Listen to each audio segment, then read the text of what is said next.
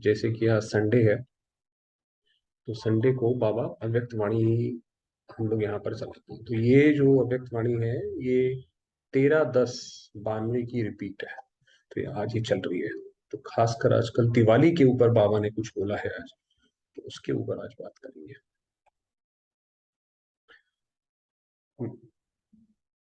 तो बाबा कह रहे हैं आज दीपावली मनाने आए हैं, क्योंकि आज दिवाली का ही त्योहार है, उसी के ऊपर ही है।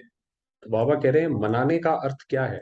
दीपावली अगर हमने मनानी है तो उसका अर्थ क्या है। दीपावली में क्या करते हो, आज बाबा ने नया उसका जो है अर्थ बताया है। दीप जलाते हो, है ना, दिवा जलाते हैं। तो आजकल तो लाइट जलाते हैं, और लाइट पर कौन आते हैं, परवाने। आपको पता है कि छोटे छोटे मच्छर जो है वो आते हैं लाइट पे। और परवाने की विशेषता क्या होती है, फिदा होना। तो कुछ आते हैं जो परवाने जो उसके ऊपर फिदा हो जाते हैं, कुछ चक्कर काट के चले जाते हैं, कुछ दूर दूर तक ही बस घूमते रहते हैं। तो दीपावली मनाने का अर्थ क्या हुआ। तो फिदा हो गए हो या आज होना है। दीपावली का अर्थ है कि हम भी जैसे वो परवाने और दिया की बात है, तो हम भी जैसे बाबा पर फिदा हो गए। तो बाबा कह रहे हैं अभी होना है या हो चुके हो गए हो या होना है। तो बच्चों ने बोला हो गए हैं। तो दीपावली तो मना ली। तो बाबा ने कहा अगर फिदा हो गए हो तो इसका मतलब दीपावली आपने मना ली। तो इस दिवाली जैसे कि है ही सब भगवान का दिया हुआ, और उसी सत्य स्वरूप में टिक जाए कि ये सब कुछ जैसे शिव बाबा, हम आत्माएं इससे मुक्त हुए। फिर क्यों मनाते हो, बाबा कह रहे हैं अच्छा दीपावली तो मना ली, अगर फिदा हो गए तो फिर क्यों मनाते हो। जब फिदा हो गए तो दीपावली मना लिया, फिर बीच बीच में चक्कर लगाने जाते हो। तो बार बार मनाते हो, तो बाबा कह रहे हैं कि बीच बीच में क्या चक्कर लगाने जाते हो। फिदा हो गए हैं लेकिन थोड़े पंख अभी हैं, उससे थोड़ा चक्कर लगा लेते हो। बाबा कह रहे फिदा तो हो गए हो, तो जैसे उसके थोड़े से भी पंख रह जाएं फिर भी वो उड़ के चक्कर लगाता रहता है। तो बाबा कह रहे ऐसे ही आप भी चक्कर लगाते रहते हो। तो चक्कर लगाने वाले तो नहीं हो ना। चक्कर लगाना अर्थात किसी ना किसी माया के रूप से टक्कर खाना। ये चक्कर लगाने का मतलब है जरा दुनिया में भी देख के आए कि भी दुनिया में क्या हाल चाल चल रहा है। चलो उनकी थोड़ी न्यूज ही देख लें, चलो यही देख लें, चलो वही देख लें। तो ये जैसे चक्कर लगाना हो गया। तो बाबा कह रहे हैं कि अगर चक्कर लगाने जाओगे तो माया से टक्कर खानी पड़ेगी। माया से टक्कर खाते हो या माया को हार खिलाते हो, तो कभी विजय प्राप्त करते हो कभी ठक्कर खाते हो। आप पूछ रहे हैं ऐसा है क्या।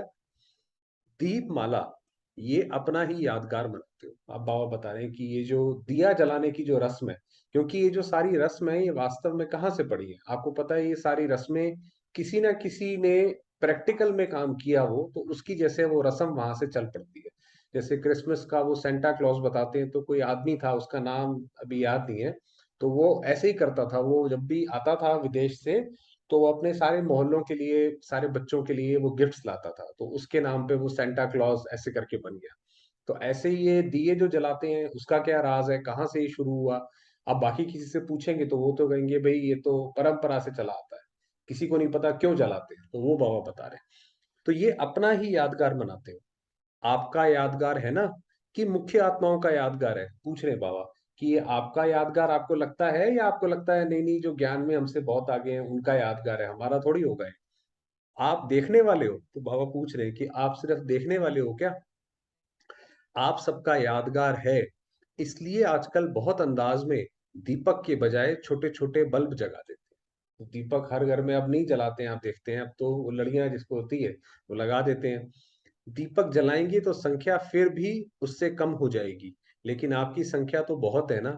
तो सभी की याद में अनेक छोटे छोटे बल्ब जगमगा देते हैं। तो ये जैसे आपका ही यादगार है। तो अपना यादगार मना रहे हैं। जब दीपक देखते हो तो समझते हो ये हमारा यादगार है। अब जब हम ये दिया जलाएंगे, आज भी जलाते हैं वैसे तो कुछ लोग, तो बाबा कह रहे हैं ये जब जलाओ तो ये सोचना कि ये हमारा ही यादगार है। स्मृति आती है, यही संगम युग की विशेषता है। जो चैतन्य दीपक अपना जड़ यादगार दीपक देखते हो। तो बाबा कहते हैं ऐसा कभी नहीं होता पूरे कल्प में कि जो आत्मा जब अपने कर्म करके चली जाती है फिर बाद में उसकी यादगार बनती है, जैसे क्राइस्ट है या कोई भी है। तो जब वो थे तब तो उनकी यादगार नहीं थी, वो तो जब चले गए उसके बाद बनती है। बाबा कहते हैं मगर आप उसमें स्पेशल हो, आप सामने देख रहे हो, चैतन्य में स्वयं हो, और जड़ यादगार देख रहे हो। ऐसे तो जिस दिन दीपावली मनाओ उस दिन ही वास्तविक तिथि है। ये तो दुनिया वालों ने तिथि फिक्स की है, लेकिन आपकी तिथि अपनी है। इसलिए जिस दिन आप ब्राह्मण मनाओ वही सच्ची तिथि है। बाबा कह रहे हैं आपके लिए कोई दीपावली के लिए कोई डेट की कोई जरूरत नहीं है। आप जिस दिन मना लोगे उसी दिन आपकी दिवाली है। आपको किसी वेट करने की जरूरत नहीं है। इसलिए कोई भी तिथि फिक्स करते हैं तो किससे पूछते हैं? ब्राह्मणों से ही निकालते हैं ना। वैसे भी ब्राह्मणों से ही पूछते हैं, भाई ब्राह्मण को बुलाते हैं, भाई बताओ भाई कब की तिथि रखनी है। तो आज बाप दादा सभी देश विदेश के सदा जगे हुए दीपकों को दीपमाला की मुबारक दे रहे हैं और बधाई दे रहे हैं। दीपावली मुबारक, अर्थात माला माल संपन्न बनने की मुबारक। ये जैसे बाबा ने हम बच्चों को मुबारकबाद दी कि भाई दीपावली की आपको मुबारक। तो फिर ये याद प्यार बाबा ऐसे देते हैं कि बाबा की याद प्यार भी जो है वो लंबी होती है, इसके अंदर पूरी मुरली एक तरीके से कवर होती है। तो बाबा कह रहे हैं ऐसे सदा जागती ज्योत, सदा स्वयं प्रकाश स्वरूप बन, अनेकों का अंधकार मिटाने वाले। भाई दिए की खास बात तो यही होती है ना, वो दूसरों का जैसे अंधकार मिटाता है। सच्चे दीपक, सदा चारों ही सब्जेक्ट को साथ साथ जीवन में लाने वाले। जो चार सब्जेक्ट है हमारे, जो ऊपर मुरली हमने जो भी छोड़ दी है उसमें थी ये ज्ञान योग धारणा सेवा। तो चार सब्जेक्ट है। जब हम बाबा की ये पढ़ाई पढ़ते हैं, जब हम ईश्वरीय स्टूडेंट बने, तो पहला है ज्ञान, फिर ज्ञान के बाद है योग, योग के बाद है धारणा, और धारणा के बाद है सेवा। तो बाबा ने कहा चारों ही सब्जेक्ट को साथ साथ जीवन में लाने वाले, सर्व सब्जेक्ट में नंबर वन के लक्ष्य को लक्षण में लाने वाले। कि मैंने सर्व चारों सब्जेक्ट में मैंने नंबर वन लेना है। ऐसे ज्ञानी तू आत्माएं, योगी तू आत्माएं, दिव्य गुण स्वरूप आत्माएं, निरंतर सेवाधारी और श्रेष्ठ विश्व कल्याणकारी आत्माओं को बाप दादा का याद प्यार और नमस्ते। तो बाबा कह रहे हैं आप ऐसी आत्मा बनो, और ऐसी आत्माओं को ही बाबा जो है वो नमस्ते कर रहे हैं। फिर ये बाबा ने पर्सनल मुलाकात करी है। पर्सनल मुलाकात माना, जब पहले बाबा आते थे तो ये तो बहुत पुरानी है, 1992 की जैसे बताया। तो उस वक्त तो इतने सारे भाई बहन नहीं होते थे। उसके बाद अब तो खैर 30-30 40-40 हजार होते थे, मगर उस समय इतना नहीं होता था। तो वो पर्सनल भी मिलते थे बाबा से। तो वो किसी की पर्सनल मुलाकात है। खुशनसीब वह जिसके चेहरे और चलन से सदा खुशी की झलक दिखाई दे। तो आपने कहा खुशनसीब आत्मा वो है, कहते हैं ना भाई ये तो बहुत लकी है, तो बहुत खुशनसीब है। तो वो खुशनसीब कौन है?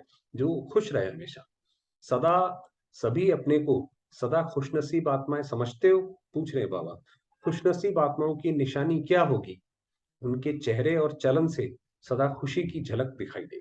तो ये हम पूछें अपने आप से, क्या हम खुशनसीब हैं? हम हमेशा खुश रहते हैं, या फिर कोई हल्का सा भी जरा चीज हो जाती है तो हमारा चेहरे का भाव बदल जाता है?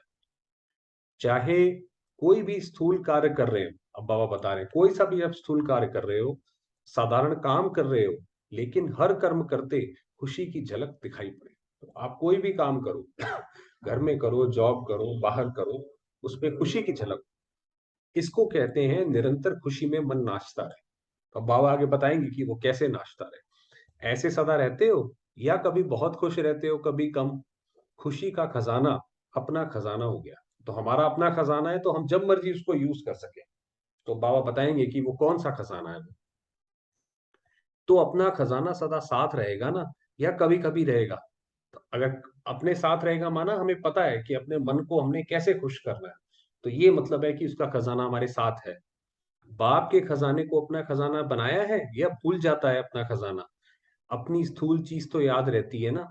तो वह खजाना आंखों से दिखाई देता है, लेकिन ये खजाना आंखों से दिखाई नहीं देता, दिल से अनुभव करते हो। तो बाबा ने कहा ये, क्योंकि कई बार क्या होता है, जैसे बाबा ने कोई बात बोली, बाबा ने ऊपर ही बोला कि बच्चे ये दिए जो है ये आप ही का यादगार है, ये बाबा ने खजाना अपना हमसे शेयर करा। मगर हमने अगर अपने मन को ये एक्सेप्ट ही नहीं कराया कि ये मेरी ही यादगार है, ये मेरा ही सारा ये चल रहा है, तो जैसे हमने अपना नहीं बनाया, और अपना ही नहीं बनाया तो फिर मन खुश कैसे होगा? तो अनुभव वाली बात कभी भूलती है क्या? तो अनुभव उसका करो। तो सदा ये स्मृति में रखो कि हम खुशी के खजाने के मालिक हैं। तो ये हमेशा स्मृति में रखो कि हमें खुशी के लिए कहीं बाहर ढूंढने की जरूरत नहीं है। जितना खजाना याद रहेगा उतना नशा रहेगा। तो ये रूहानी नशा औरों को भी अनुभव कराएगा कि इनके पास कुछ है। तो औरों को भी लगेगा कि भाई ये दुनिया में इतने सारे हालात खराब हैं, ये कैसे खुश रहते हैं? अब बाबा माताओं की बात कर रहे हैं। माताओं को सारा समय क्या याद रहता है? सिर्फ बाप याद रहता है या और कुछ भी याद रहता है? तो क्योंकि आपको पता है माताओं को ज्यादा पुत्रों से सबसे ज्यादा प्यार होता है। तो वो बाबा अभी थोड़ा हिंट कर रहे हैं। वर्षे की तो खुशी दिखाई देगी ना, कि बाबा से अगर हमें वर्षा मिल रहा है, भाई किसी को बहुत अगर लॉटरी लग जाए, पैसा मिलने वाला हो, तो उसका तो चेहरा ही बदल जाता है। तो अगर हमें भी बाबा से ये सारी चीजें मिलने वाली हैं और हम उसके हकदार हैं, तो वो खुशी दिखाई देनी चाहिए।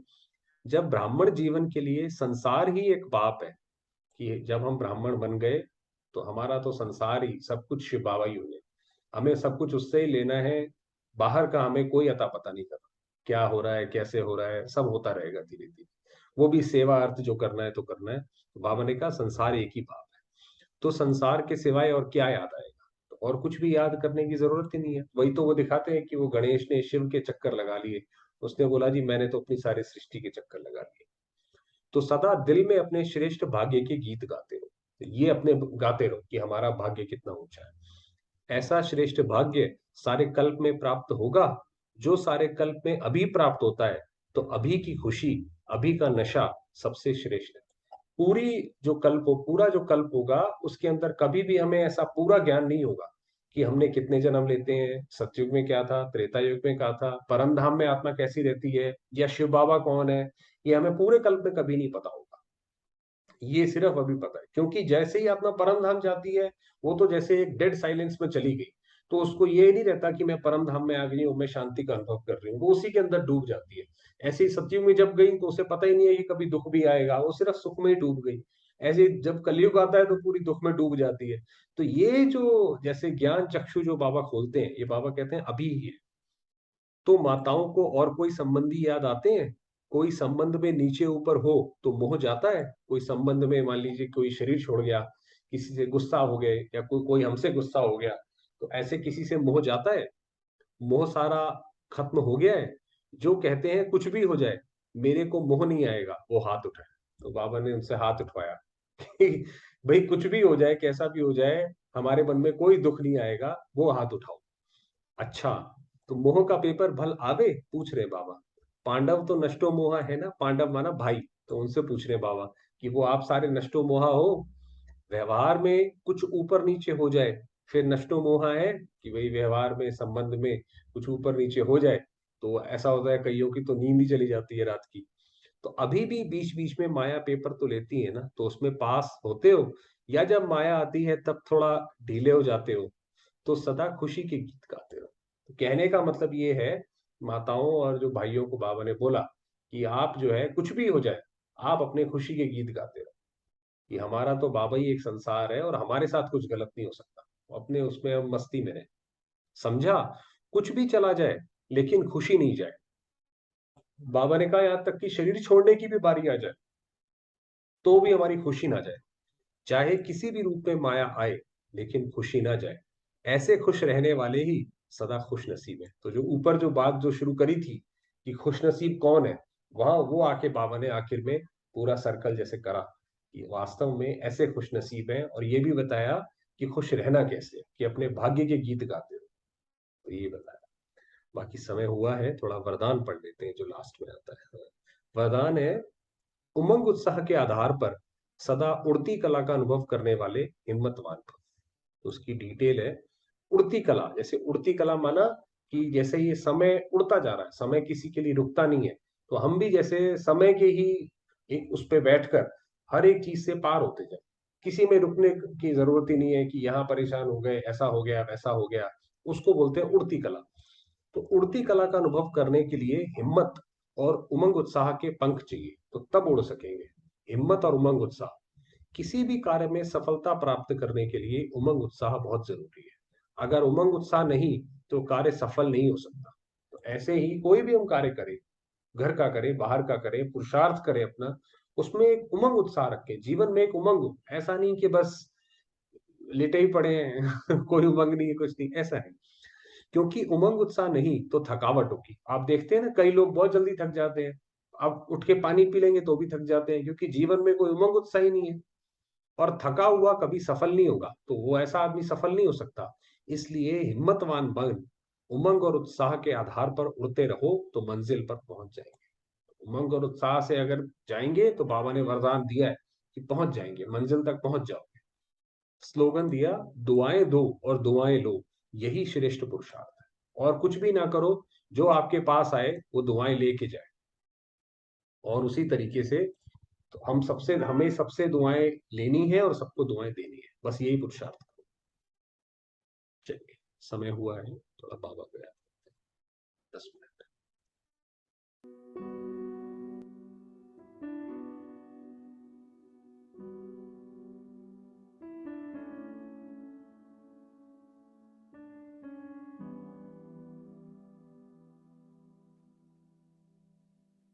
मैं आता हूँ।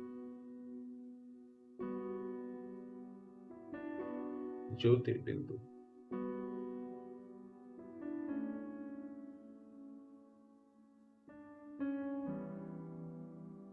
पॉइंट ऑफ लाइट,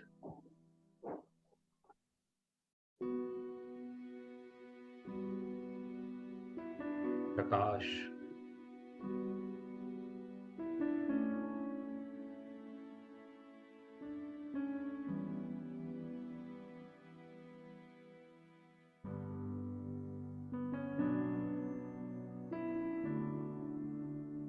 शांति, पवित्रता की किरणें चारों ओर फैला रही।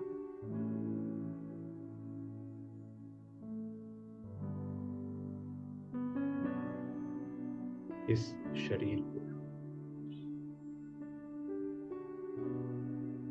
सारे वातावरण को पवित्र कर रही।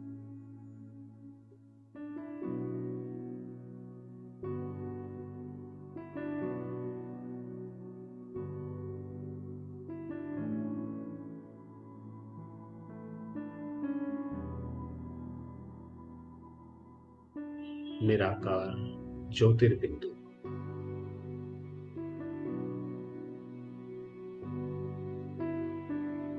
सदाशिव मेरे बाबा,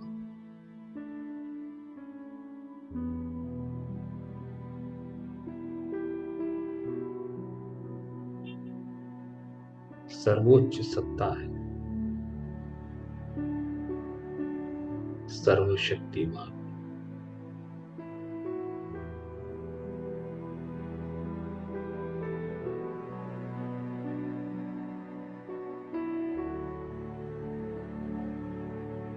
त्रिकालदर्शी, त्रिलोकीनाथ,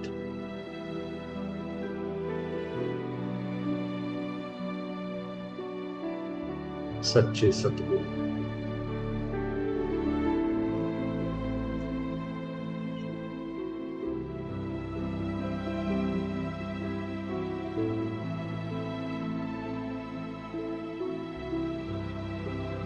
मुझ आत्मा के परम हितैषी, कल्याणकारी,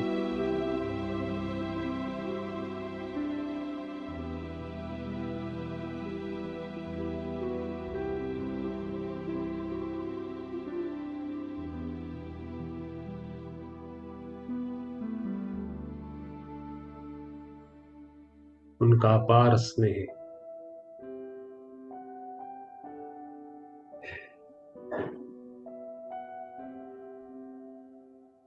अनेकानेक वरदान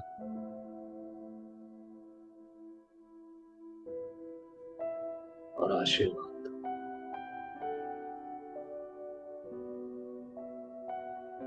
मुझ आत्मा पर बरस रहा है।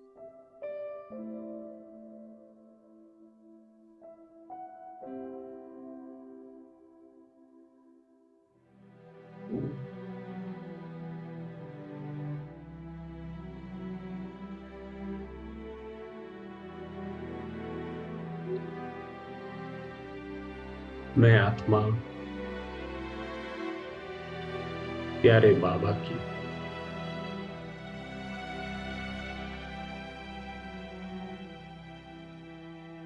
किरणों में समाई हुई हूं।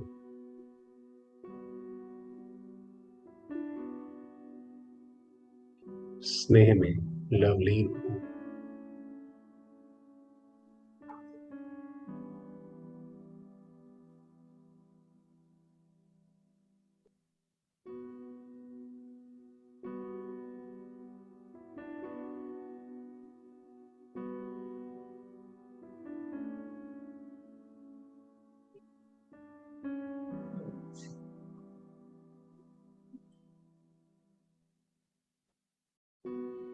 प्यारे बाबा की छत्र छाया पाकर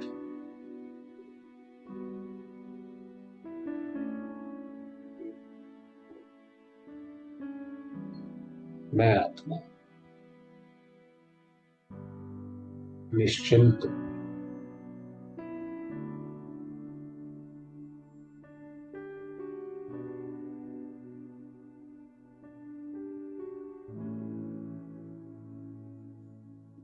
मेरे मन को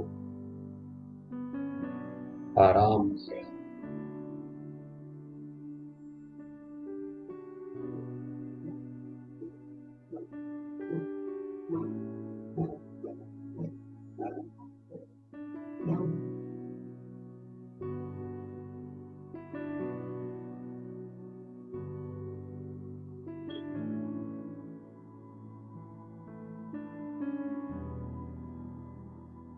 मैं आत्मा खुश नसीब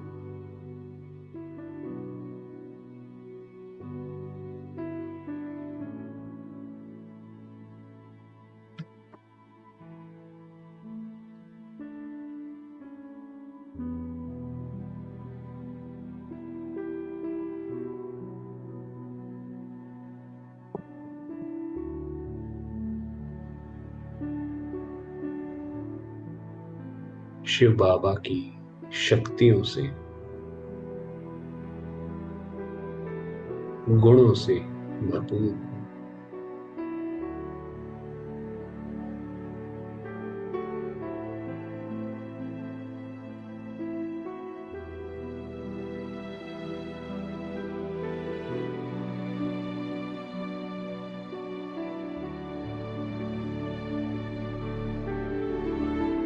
प्यारे बाबा की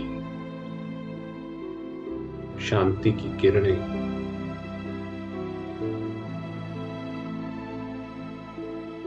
मुझे आत्मा पर पड़कर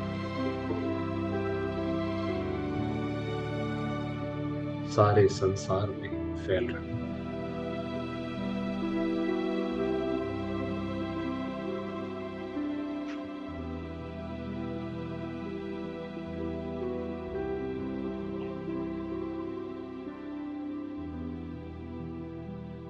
सर्व आत्माओं को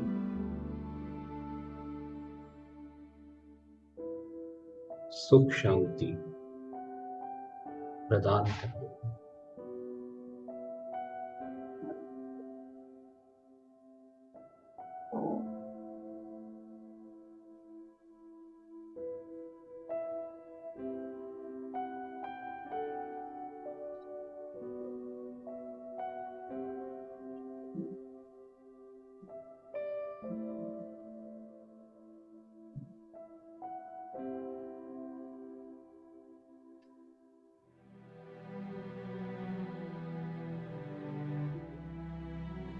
सर्व आत्माएं ज्योतिर्बिंदु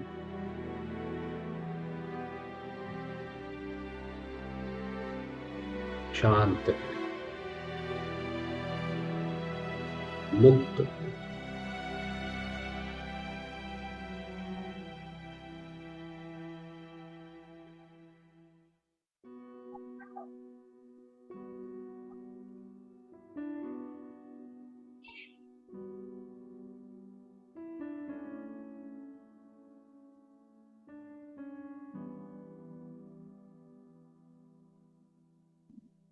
और मैं आत्मा बाबा के साथ कंबाइंड हूँ।